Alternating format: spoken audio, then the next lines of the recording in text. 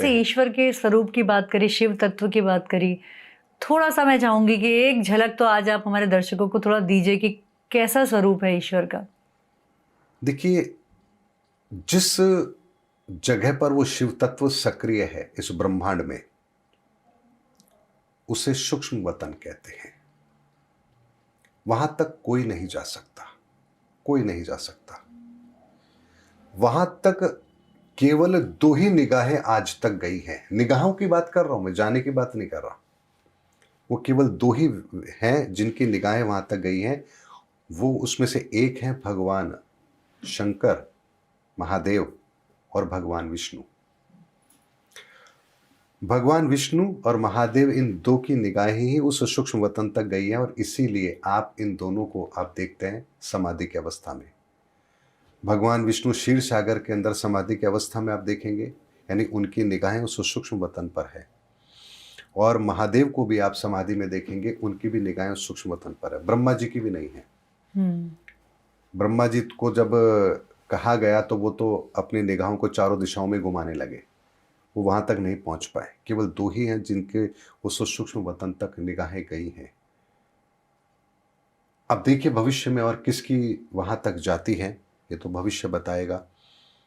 लेकिन उस सूक्ष्म वतन को, वहां जो निगाहें हैं, भगवान महादेव जब भगवान विष्णु के साथ में अगर मैं बात करूं, तो भगवान विष्णु ने मोहिनी का रूप धारण किया था,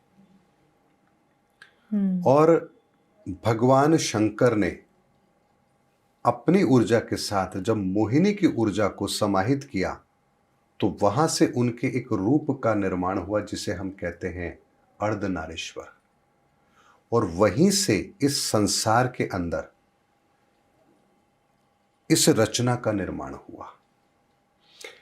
शिव तत्व वो तत्व है, एक बीज है। उस बीज को इस धरा के लिए सक्रिय करने का कार्य भगवान शिव करते हैं। उसमें सहयोग भगवान विष्णु देते हैं। और इस धरा पर उस शिव तत्व के अलावा कोई भी चीज, मतलब उसकी सक्रियता की मैं बात करूं, तो कोई भी चीज बिना शिव तत्व के संभव ही नहीं है। और इस शिव तत्व के रहस्य को हमारे ऋषि मुनि जानते थे। इसीलिए आप देखिए कि भगवान शिव की पूजा महादेव के रूप में नहीं होती, शिव के रूप में होती है। शिव रूप में होती है, अर्थात जलेरी बनती है, जलेरी और शिवलिंग। वहां उस तत्व को सक्रिय किया जाता है, तब सूक्ष्म वतन से वो ऊर्जा उस धरती पर प्रकट होती है। इस बात के प्रमाण के तौर पर मैं आपको एक उदाहरण देता हूं। बहुत मैं शॉर्ट में बता रहा हूं मैं बात, क्योंकि डिटेल में तो लोग समझ नहीं पाएंगे। देखिए, इस बात को मैं एक प्रमाणित तरीके से आपके सामने रखता हूं। जब रामायण के समय का कालखंड था, दो उदाहरण वहां से लेते हैं। तो रावण भगवान शिव से वरदान स्वरूप वो चाहता था कि वो शिव तत्व सक्रिय करने का ज्ञान उसे प्राप्त हो। तो महादेव ने प्रसन्न होकर उसकी भक्ति से उसे वो रहस्य बता दिया, और एक शिवलिंग सौंपा था, और कहा था कि तुम जहां भी इसे रख दोगे ये वहीं सक्रिय हो जाएगा। तो रावण उसको लेकर चला, और चूंकि उसकी नीयत ठीक नहीं थी, तो भगवान गणपति तो जानते थे। तो आपने सुना होगा कि बीच में उसको लघु शंका लगती है, हाँ जी। और वो बालक का रूप धर के आते हैं, वो वहीं पर रख दिया जाता है। उसके बाद रावण ने बहुत कोशिश की कि मैं इस शिव तत्व को सक्रिय करूं, और इस शिव तत्व को सक्रिय करने के लिए उसे माता की आवश्यकता थी। एक ऐसी ऊर्जा की आवश्यकता थी जो उस शिव तत्व को सक्रिय करने में उनके साथ बैठ सके। और उस समय उस धरा पर वो जो ऊर्जा थी वो केवल माता सीता थी, और इसीलिए रावण ने उनका हरण किया था। रावण ने उनको पटरानी बनाने के लिए नहीं किया था, उस शिव तत्व को सक्रिय करने के लिए उन्होंने माता सीता का हरण किया था। लेकिन वो अहंकार में इतना मद था रावण, कि वो ये भूल गया कि वो क्या इतनी बड़ी गलती करने जा रहा है। ये एक उदाहरण मैं उस समय के शिव तत्व को सक्रिय करने का बता रहा हूं। दूसरा था भगवान राम। भगवान राम ने जब समुद्र से रास्ता मांगा और समुद्र ने जब रास्ता नहीं दिया 3 दिन प्रतीक्षा करने के बाद, तो भगवान राम को लगा कि अब समुद्र को सुखाना ही पड़ेगा। अगर समुद्र सुखा दिया गया तो समुद्र के असंख्य जीव ये समाप्त हो जाएंगे, एक प्रकृति का बहुत बड़ा एक नुकसान होगा, विध्वंस होगा।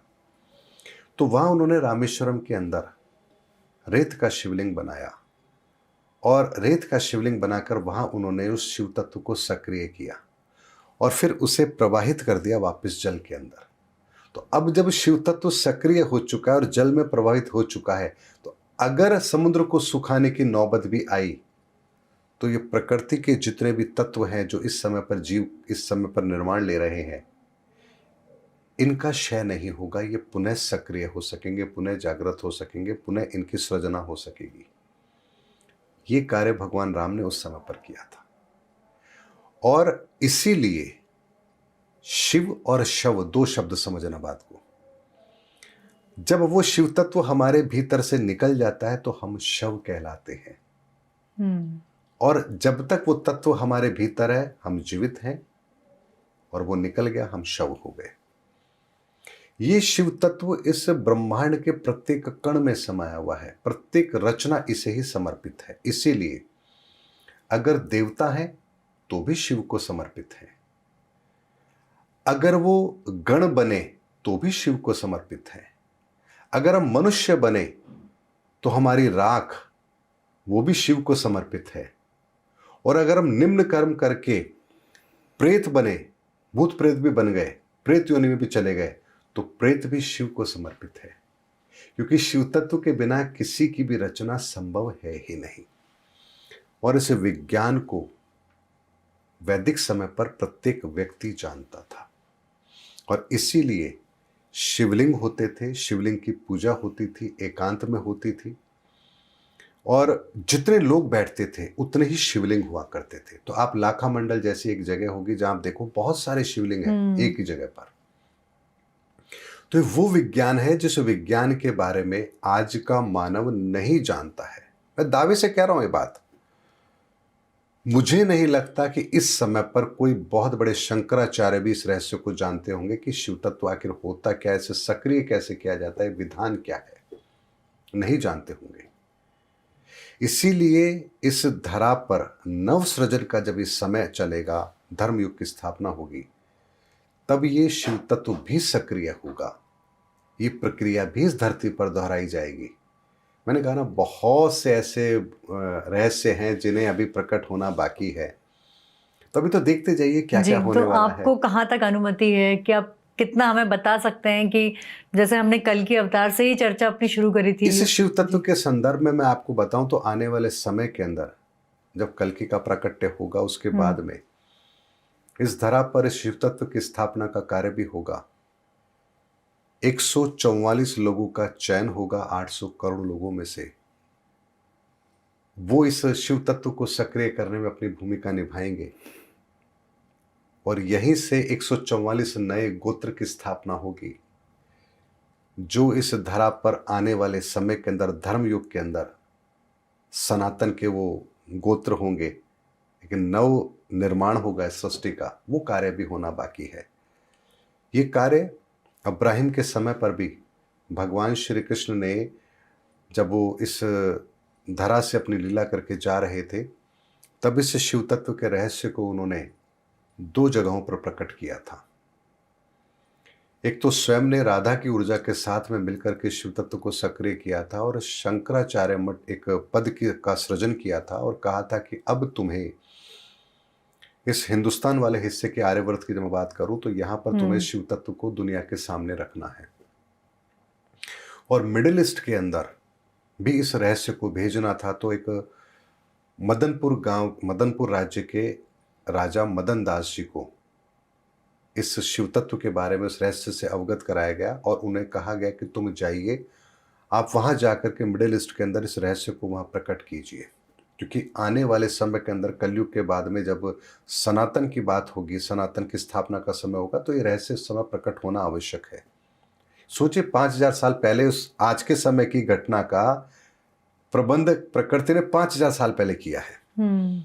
तो ये रहस्य लेके मदन दास जी वहां गए, और उन्हें उस समय पर जो वो लोग वहाँ रहते थे कबीलों के अंदर, उनको ये रहस्य बताया और उन्हें ये ओहदा दिया।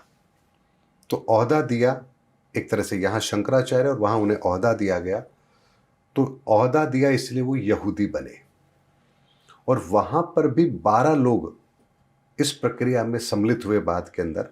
तो अब्राहिम के समय पर 12 गोत्र की परंपरा हुई। 12 गोत्र होते हैं इनमें भी। अब सोचिए कि इस्लाम में गोत्र की बात हो रही है। इस्लाम तो खैर बात की बात है, यहूदियों की बात कर रहा हूं।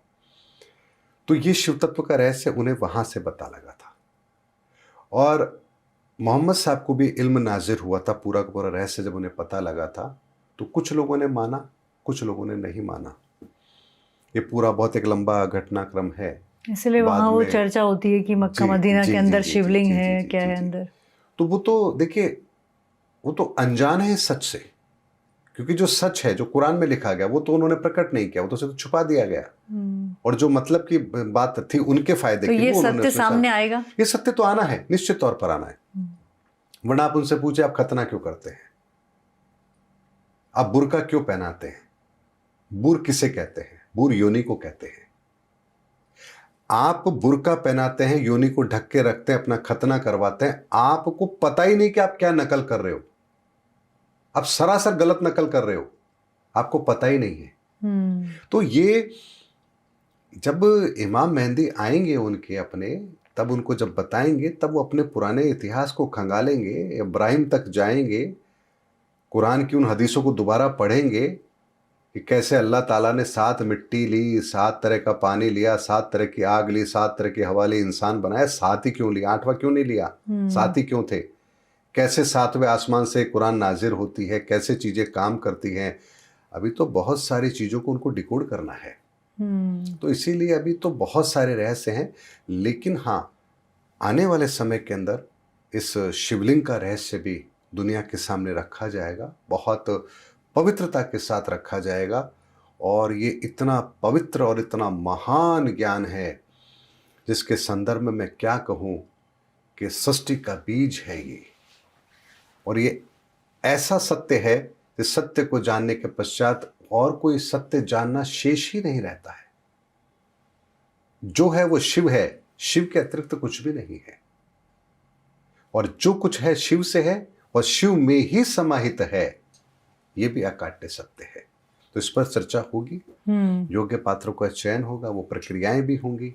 और मुझे बहुत खुशी है कि आपने आज इस शिव तत्व पर कोई प्रश्न किया तो मैं आपके सामने बात रख पाया। मैं भी शिव भक्ति हूँ कहीं ना कहीं, इसलिए कनेक्ट कर पाती हूँ बहुत जल्दी। बिल्कुल बिल्कुल बिल्कुल।